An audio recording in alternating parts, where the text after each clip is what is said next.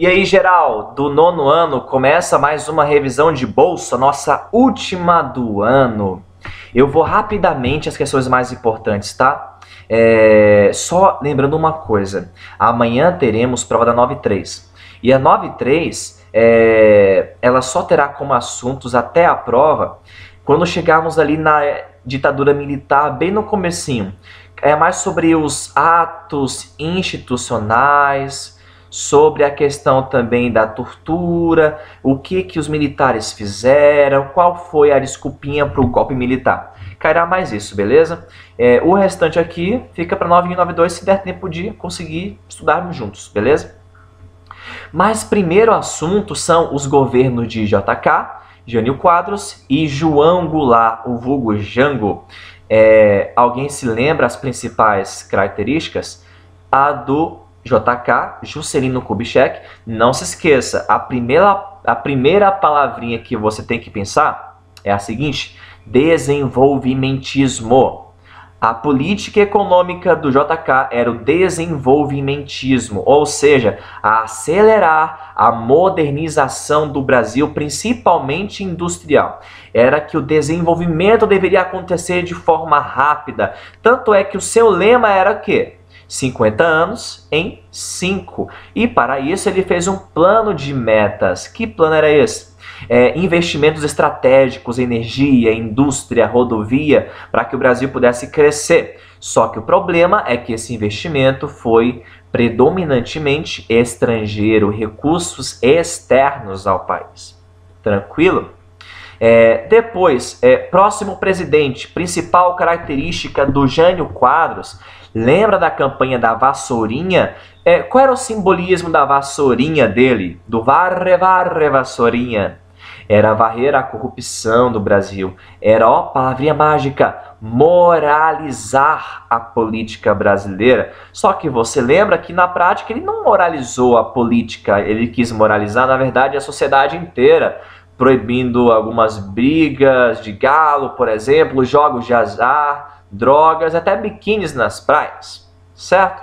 Você lembra que ele renunciou e quem assumiu o lugar dele foi o João Goulart, só que assumiu com uma grave crise. Quase que ele não assume porque muitos políticos temiam, inclusive os militares também, de que ele fosse alguém muito próximo ao comunismo, que pudesse ser alguém perigoso, que acabasse guiando o Brasil em plena Guerra Fria ao socialismo. Não que ele fosse. Agora, de fato, ele estava mais ligado à esquerda, a reformas sociais. Só que isso era visto como um comunismo pelos mais liberais.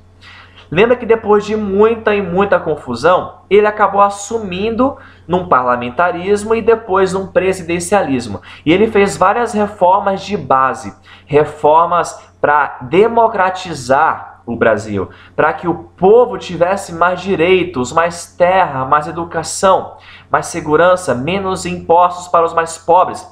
Lembra de uma lei chamada Lei de Remessa de Lucros que o João Goulart fez? Que lei era essa? Era uma lei que ia limitar o lucro, ou melhor, o envio de lucros que as empresas estrangeiras tinham para o exterior. Não, pode mandar uma parte, mas uma outra parte do lucro tem que ficar no Brasil. Cara, quem era da elite pirou. Os grandes capitalistas, Estados Unidos, viram nisso uma ameaça a eles e acusaram de comunismo. Se arquitetou todo um golpe que os militares iriam dar. Só que para acontecer isso, deveria haver o quê? Algum tipo de pretexto ou algum apoio para que o golpe fosse feito. E esse apoio foi feito na chamada Marcha da Família com Deus pela Liberdade, em que milhares de pessoas foram às ruas com medo de Jango, de que ele implantasse o comunismo e perdia uma interferência rápida. É aí que os militares, então, no dia 31 de abril, conseguem tomar o poder. Jango foge. Mas perceba, qual foi a desculpa para o golpe militar? Que Jango estaria fazendo um possível comunismo no Brasil em plena Guerra Fria. Mentira. Tanto é que depois, esse medo de uma ditadura comunista não deu em nada, porque os próprios militares fizeram uma ditadura, só que capitalista, ok? Sobre a ditadura militar, lembra? Foram 21 anos de 64 a 85, aonde as liberdades civis foram canceladas. Os militares censuravam, torturavam, era uma maneira de conseguir acabar com as suas oposições. Só que teve um processo, foram 5 presidentes. Os 2 primeiros, Castelo Branco e Costa e Silva. Depois também mais outro que foi o Médici. E os 2 últimos que foram o Geisel e o Figueiredo, certo? Olha só então, os 3 primeiros foram aos poucos endurecendo o regime, criando de fato uma ditadura através dos atos institucionais, os AI. Lembra? Que eram atos, leis, decretos que aos poucos retiravam os direitos dos civis do povo para que o governo fosse mais fechado para os militares. Exemplos desses AIs, por exemplo, eles elaboraram as eleições indiretas. Eleições indiretas era aquela em que o povo não poderia escolher diretamente. O povo não poderia mais escolher o seu presidente, o povo não poderia escolher o seu governador e nem o seu prefeito. O povo só poderia escolher membros do legislativo, que é claro, só poderia ter pessoas que fossem favoráveis ao regime, porque senão seriam caçados, certo?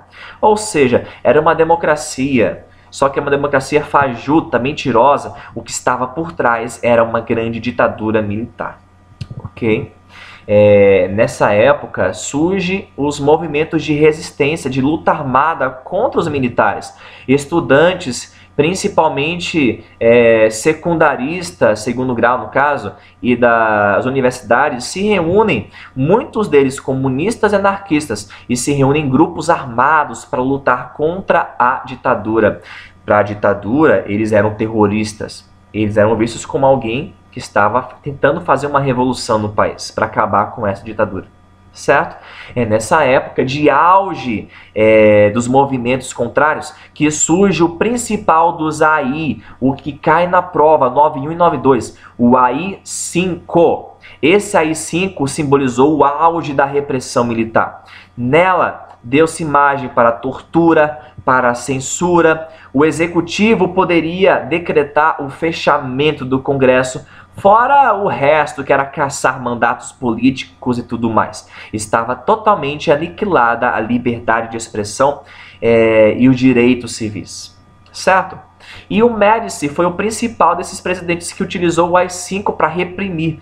E ele fez mais que isso. Ele usou as vitórias do esporte como propaganda para o seu governo e para o regime.